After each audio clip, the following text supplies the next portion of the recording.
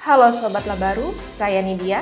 Dan saya Ain. Kembali lagi bersama kami di pekan kedua bulan Februari tahun 2025. Di pekan ini, tim redaksi kami telah menyiapkan beberapa informasi menarik seputaran Lapas Kelas 2B Banjarbaru. Di antaranya, cegah gangguan Kamtib, Lapas Banjarbaru lakukan perawatan dan rolling gembok kamar warga binaan. wujudkan program Brigade Pangan, Kakanwil Ditjen Paskalsel lepas 105 warga binaan dari Lapas Banjarbaru ke Rutan Pelaihari. Kunjungi Lapas Banjarbaru, Kakanwil Ditjen Paskalsel apresiasi produktivitas Saela Baru. Perkuat peran Litmas, Lapas Banjarbaru. Ikuti webinar proyeksi peran Litmas menuju pelaksanaan alternatif pemidanaan dalam KUHP 2023. Terus berantas narkoba dan penggunaan handphone oleh warga binaan. Tim Satpol Patnal Lapas Banjarbaru lakukan razia dan tes urin secara mendadak. Dan inilah Labaru Sepekan.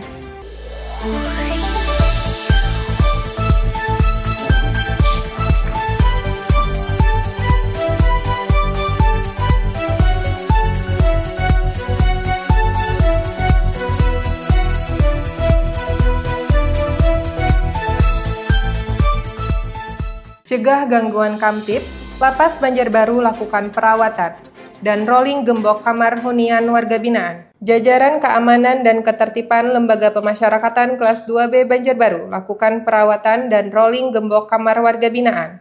Sebanyak 45 gembok merek IPAM K70 di-rolling dengan rincian 26 gembok pada blok Tarumanegara dan 19 gembok pada blok Banjar. Sabar Anju Padang selaku Kepala Seksi Administrasi Kamtib mengatakan, rolling gembok kamar warga binaan dilakukan secara rutin sebagai bentuk upaya preventif untuk mencegah terjadinya gangguan Kamtib. Perawatan gembok juga dilakukan guna menjaga dan memelihara gembok dari kerusakan ataupun pengaratan. Kepala Lembaga Pemasyarakatan Kelas 2B Banjarbaru, Iwayan Nurasta Wibawa, menekankan pentingnya melakukan upaya deteksi dini mencegah gangguan Kamtib, seperti perawatan dan rolling gembok. Upaya lain juga terus dilakukan secara rutin, razia kamar warga binaan, perawatan senjata, peningkatan intensitas kontrol keliling blok hunian, kondisi fisik bangunan, baik dinding kamar, terali besi maupun area beranggang. Giat ini adalah salah satu strategi dalam meningkatkan keamanan, sehingga akan terus kami laksanakan secara rutin menjaga lapas tetap aman dan kondusif. Wujudkan program Brigade Pangan, Kakanwil Ditjen Paskalsel lepas warga binaan dari Lapas Banjarbaru ke Rutan Pelaihari. Sebanyak 104 warga binaan program Brigade Pangan dipindahkan dari Lembaga Pemasyarakatan Kelas 2B Banjarbaru ke Rumah Tahanan Negara Kelas 2B Pelaihari.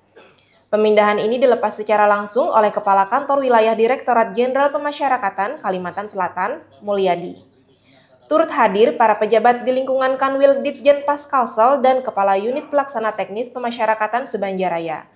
Pemindahan warga binaan dilakukan secara bertahap selama 2 hari, masing-masing 52 warga binaan per hari. Proses pemindahan menggunakan beberapa unit bus Transpas dan pengawalan ketat dari petugas Lapas Banjarbaru dan personel kepolisian sektor Cempaka.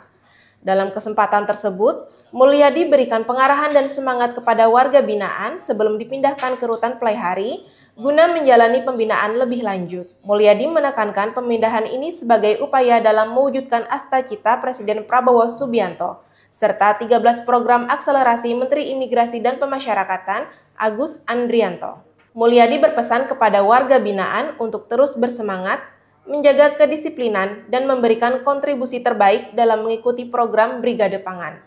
Tak lupa, Mulyadi juga mengapresiasi kinerja jajaran Lapas Banjarbaru yang telah memberikan pembinaan dan pelatihan kepada warga binaan program Brigade Pangan selama kurang lebih 2 bulan. Saya akan menyampaikan bahwa hari ini kita akan memindahkan warga binaan yang akan membantu membuka lahan kurang lebih 10 hektar di Desa Pagatan, Kabupaten Tanah Laut. Warga binaan yang sudah dilatih selama 2 bulan di sini yang akan kita tempatkan di Rutan Pelaihari untuk mereka nanti membantu membuka lahan dalam rangka ketahanan pangan untuk membantu program Presiden, Astacita, dan program Menteri Imigrasi dan Pemasyarakatan 13 program akselerasi. Salah satu adalah ketahanan pangan.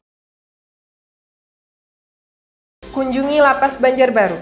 Kakanwil Ditjenpas Kalsel, apresiasi produktivitas SAE. Sarana Asimilasi dan Edukasi Lembaga Pemasyarakatan kelas 2B Banjarbaru mendapat apresiasi atas produktivitasnya sebagai tempat pengembangan keterampilan dan kemandirian warga binaan. Apresiasi tersebut disampaikan Kepala Kantor Wilayah Direktorat Jenderal Pemasyarakatan Kalimantan Selatan, Mulyadi, saat berkunjung ke SAE Lapas Banjarbaru. Dan kita sudah berada di SAE Lapas Banjarbaru. Saya sudah melihat langsung mulai dari pertanian, perkebunan, perikanan, peternakan selengkap sudah. Termasuk kanan kiri saya ini ada pohon melon yang tinggal menunggu panen. Ya, itu tinggal tergantung niatan dari kita untuk mengolah tanah yang ada. Tidak ada yang tidak subur di sini, saya lihat. Mulai dari jeruk, melon, kemudian kangkung, kemudian pisangnya, kemudian ada rambutan, dan banyak yang lain. Ya, mudah-mudahan Lapas Banjarbaru menjadi pilot project untuk lapas rutan se-Kalimantan Selatan. Merah,